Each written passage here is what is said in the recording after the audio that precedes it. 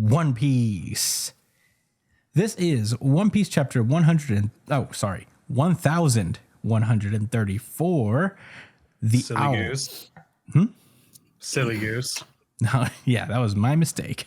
The Owl Library. First off, we start off with this chapter, this color page, I guess, in honor of Kazuki Yao, who voices Frankie, and Bon Clay, among other things, who has finally retired due to, I guess, he's been getting sick. So, Oda made him a nice little Frankie color page in his honor. And it looks sick. But last we left off with One Piece, we have arrived on the island of Elbaf. We have been meeting giants left and right, and we have been getting introduced to the world of Elbaf as we know it right now. And we had Robin get tagged along by the Straw Hats in order to go see Saul, who has survived the fires of Ohara and has now lived on the island as a teacher. Teaching people of the people of Elbaf the history that Ohara seems to have found. And we start off with Luffy just giving his thanks to Saul for watching out for Robin when she was a kid. Like a big boy. Yeah, like a big boy. I really love this part. It's just like so funny to see Luffy try to act like an adult. Like this is what Luffy thinks adults are like. He even calls Robin a youngin, even though she's like 10 years older than him, which is funny. So yeah, Saul sees this and he's like, "Wow, you finally found them, huh, Robin? You found what you were looking for." She's like, "Yep, I found true friends who will stand up and protect me." And the rest of the Straw Hats immediately start crying, like, "We'll protect you for life." So wholesome, so sweet. Saul says, "Thank you for coming all this way to Elbaf. I rehearsed it over and over with my assistant Paige, Ange, sorry." And he's like, "Years ago, I was in the Navy, so I know what a big deal the Four Emperors are. So thank you so much for keeping Robin safe." Which is nice. Lilith pulls up and introduces herself as Vegapunk. And we have some time pass over as Jinbei is pulling this weird tank thing out from the ship. And she explains that this crazy tank thing is actually housing a Vegapunk clone. It's a perfect recreation of Vegapunk, unlike the satellites. But it is the body of Vegapunk who came here 20 years ago. So it would be a younger Vegapunk, I think, is what she's insinuating here. But before he chopped his head up. What? Before he chopped his head up. Yeah, before he did that. And Lilith explains that it's her intention to create a little lab here to successfully recreate the clone, which is kind of cool. And she also assures Bonnie that she'll be able to make Kuma better. So that's something to look forward to. So yeah, they're going to get started for that. We meet Saul's assistant Ange. She comes in and she introduces the Straw Hats to the Walrus School, where the children of Elbaf learn from Saul. And yeah, the Usopp and Luffy immediately start running towards the school and start playing around with the kids. Zoro also is in the mix, and he's like, "Should I slash him?" Which is fucking crazy. Should I murder these children? So yeah, they're so then I guess the girls of the class stop the boys from chasing them, and the boys back down, and Luffy's just like, "Oh my god, they're such wimps." So yeah, this is a sweet moment, I guess. They're talking about it, and before they realized they realized that they were actually they've somehow ran on top of another giant named Ripley, who is the biology teacher of the school. And she explains that, like, is it shocking to you when the warriors of Elbaf were ransacking the world? That was 100 years ago. Insults, violence, pillaging, and war. That's not the world we live in anymore. So, you know, the giants have changed a little since the 100 years where they were running around and causing mayhem. She quotes the great King Harold, something he once said. He says, "Don't fight other countries, trade with them." So, you know, I guess this King Harold has been instrumental in pushing Elbaf towards more pacifistic era. So that's interesting. But Ange explains that he was a great king who tried to reform Elbaf and was killed by his own son before his dreams could be realized, which I guess would be Loki. Yeah. So that's not cool. And ever since he died, the country had refused to give his son the throne, and so Elbaf has no king right now. So that's interesting. Ripley asks Luffy why he's not in his white-haired form, and Luffy explains that, "Oh, that's my free form. You know, that's who I am when I'm free." And she explains that there's a warrior who looks like that in Elbaf's mythology. So, you know, it really excited her, which is kind of cool. We then cut back to Saul, Chopper, and Robin as they enter, I guess, the Owl Library, where all of the books of Ohara are being kept. An interesting thing about this place is that when you come inside here, the book that enters the Owl Library becomes huge for reasons we don't know yet. So, I guess for the giants. Yeah, I guess so. Yeah.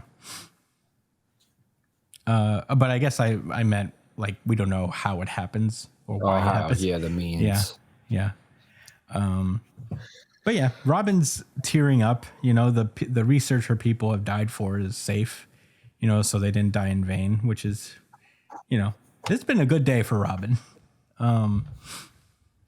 We then cut to the underworld, back to Loki, who is talking to someone on the snow transponder snail, which is resistant to cold. And they're talking about how, you know, they're just like talking. He's like, "Am I bothering you?" And Loki's like, "No, I could use a conversation partner. Now I've got all the time in the world." And he asks the transponder snail, the person on the transponder snail, if they were traumatized by that experience that he was telling him about. And the transponder snail's like, "Yeah, even now the memory makes me tremble uncomfortably." And even Loki is kind of affected by this. You know, he says, "It hurts me to hear it too. I've never met you or seen you, but through some twist of fate, we've long been friends. If I were there in your place, I would have razed it to the ground and killed them all instead."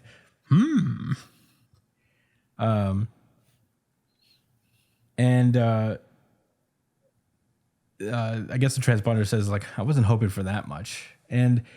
But this thing Loki calls this thing Shaggy, so we don't know why, but that's its name for now. And he's like, "That's why you're so weak, Shaggy. Listen, you don't want to let these fools get away. You put them down for good." And Shaggy just says, "Why, thank you." And he says, I've realized that those fearsome words of yours hide your kindness." Loki's not what he seems. And Loki's like, "How dare you suggest such a thing? I will not have you sassing me like this. Me? Kind? Never say that again." And he's like, "Just wait till you get I get these chains off, Shaggy." And we cut back to the western village of Elbaf. Everybody's partying. You know, the giants are doing their thing. And then all of a sudden, this black lightning hits the castle. And the pentagram, the teleportation pentagram that the five elders use, appears on there, along with two mysterious figures. One is a woman wrapped in, I guess, bandages, and the other one looks like Shanks.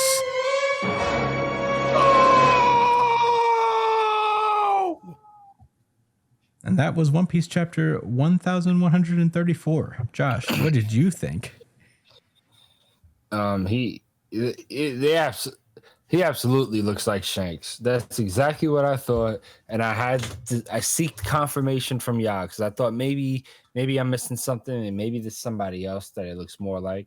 And it's One Piece. A lot of characters look similar sometimes, but nah, that's Shanks. red hair. That's red hair, bro.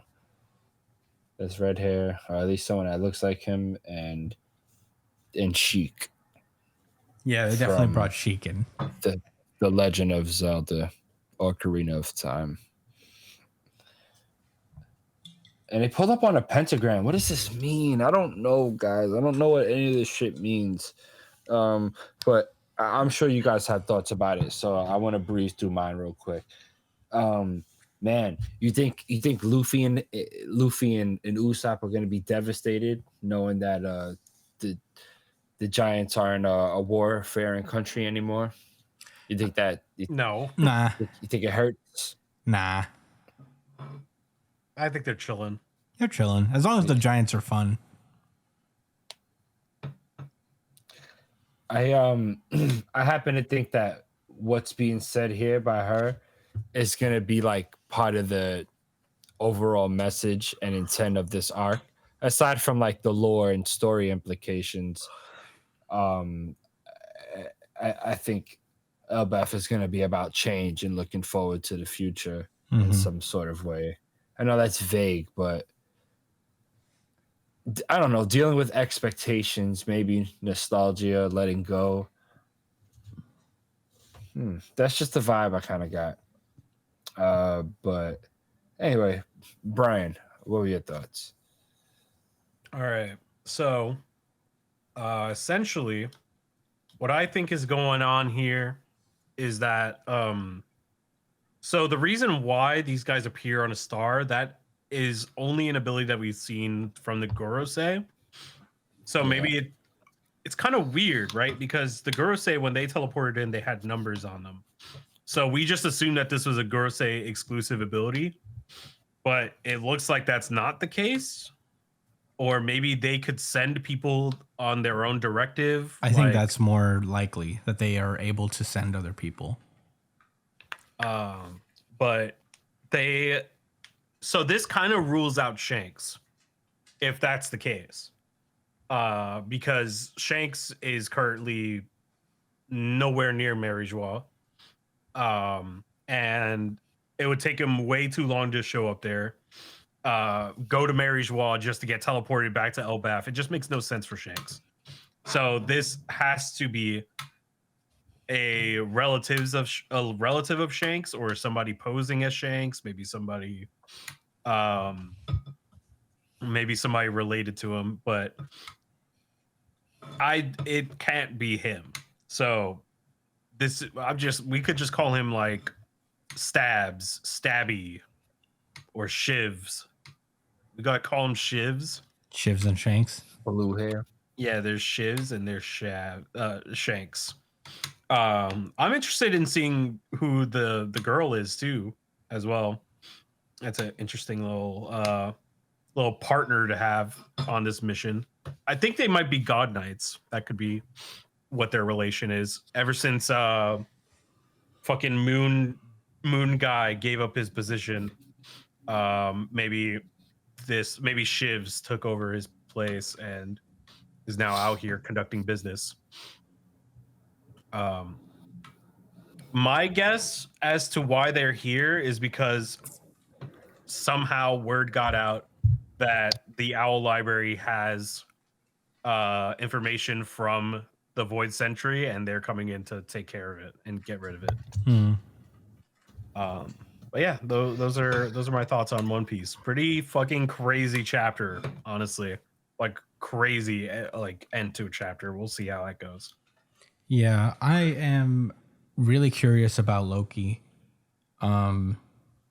Obviously he is not the bad guy that he likes to make himself out to be. And he's probably being framed for killing King Harold. So that'll be interesting to see how that gets resolved and who the person is on the other end. It has to be the person who was talking to Crocus on that one title page a long time ago. I don't see it being anybody else, really. We don't know who it is because their back was turned to us. So I hope it's Shiki. I don't think it will be. Stop, It will be a little She's not crazy. real. It doesn't make sense. He is real. What do you mean? Shiki is a canonical character. He is one of the Rocks pirates. He showed up But- recently. I mean, I know technically he is, but only. But I don't technically. think it's him. He doesn't matter. He's not real. Yeah, I don't think it's him. But Maybe it's Scopper Gaban. it might be Scopper. Who No, the it's fuck Shiki. is that? Yeah, making people up. Gabon is the guy on Roger's crew with the 2 axes. Dave, you don't know Scopper Gaban? You've seen Gabon before. Yeah. You know, You're telling like, me you there's the don't Zoro know and Sanji of Scopper Roger's Gaban? crew was Rayleigh and Scopper. Oh, okay. Rayleigh was Zoro. Yeah, Rayleigh was like the Goldie Zoro. Roger, Silver's Rayleigh, Scopper Gaban, Yeah, they're named after metals. pretty metal. But yeah, that's super interesting. I'm pretty sure that Shanks probably has a twin brother who is one of the Holy Knights, which means Shanks is also of that lineage. He is of noble blood. Probably Fingerlins is just feels like more confirmation that Shanks is Fingerlin's son, and this person is also Fingerlin's son. But somehow Shanks ended up on Roger's ship as a baby, and Shiv here remained on the Holy Lands of Marijois. This is going to be a weird conundrum, honestly. Because if you really think about it, if this guy fucks around and Luffy fights him, then Shanks shows up. Luffy's going to fight Shanks too on behalf of Bartolomeo. So it's kind of like a weird situation, honestly, to have an evil twin brother for a character like Shanks. Yeah, I mean, I think this is where the ambiguity about Shanks comes into Oda's favor, where, you know, there could be arguments to at any given point in Shanks, whenever we see Shanks, that it could be this guy instead. But it'd be very interesting to see how he fits into the story. I mean, we only see one half of his That face. would be insane if We it was only some see- situation like that. We only see one half of his face, so there's a chance that he doesn't have the scar. he doesn't have a scar. So maybe he just like colors that shit on. But Shanks has always shown up with his crew, though. It also makes sense that one time where Shanks went to go visit the 5 elders, that it wasn't Shanks. Yeah. was this That guy. was Shivs. That was Shivs for sure. It's the same kind of panel too. Like half of his face was covered inside of a hood. It's legit like bar for bar. Yeah, pretty The much. same kind of thing. I mean, I guess this puts to 'cause bed. Shanks went to the Gurusei. Yeah, I guess this puts to bed the rumors or the speculation that Shanks is somehow a double agent for the military. Because there's this guy. Well, we'll see. We'll see about that. I think this kind of takes it away because there's literally an op that looks just like Shanks. Yeah, that's what Shanks would want you to think. Yeah, but when does he have time to do this? Surrounded by his pirates. Shiv, man. Because his pirates are also part of the squad. Shiv. Yeah. But I really like this chapter. There was a lot in the way of giving us little droplets of information about Elbaf and its history. I'm excited to see where this continues to go.